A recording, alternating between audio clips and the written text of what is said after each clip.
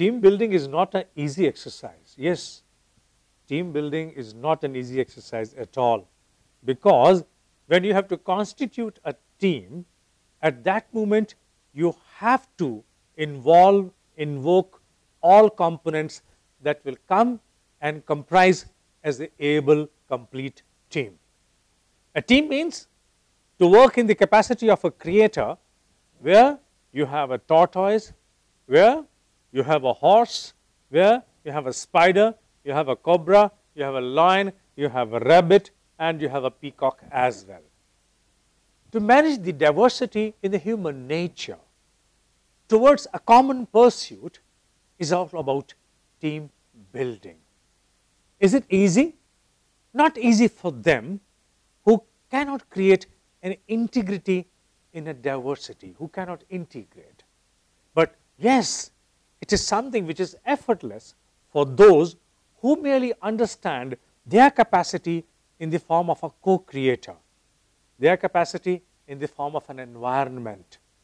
If a leader's mind can somehow transform and transmutate in the capacity of an environment, then he or she can create the most ideal teams within the most disintegrated, apparently disintegrated incumbents. What does the environment do? Environment merely support, where all or entire diversity can easily sustain. Environment would never directly impinge, infringe, intrude, or intervene. Environment merely exists. The nearest word for the environment or the act of the environment that we attribute in Hindi or Sanskrit is srijan. Srijan is not construction. Srijan is not to erect something. Srijan is not to create anything. But srijan is about trying to manifest a surround, a controlled surround, wherein things start happening the way the surround wants them to. Spring is the best illustration of srijan, to create appropriate surround. When spring comes, that is the vasant that we term as, when it dawns, what happens? The nature apparently appears doing nothing. It's almost invisible. But behind the curtain, the nature connives.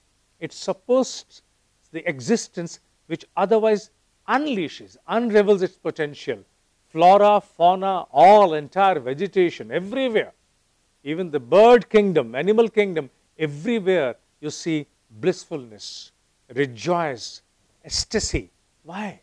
Because some unknown factor has morphed into each one of them, and a team has now come up rejoicing.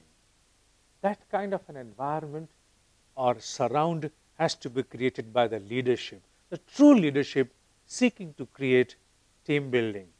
Team building does not mean to transform a scorpion into a rabbit, or to transform a rabbit into a lion, or to transform a lion into an ant. It really does not mean so. It means that create a synergy whereby each ingredient, each incumbent is able to contribute its potential for the primary pursuit of the team, the objective it is trying to pursue. For that matter, a leader has to understand more than he can exercise. For this kind of a leadership, one has to expansively understand the depths of this region, the depths of the concept of srijan. Then only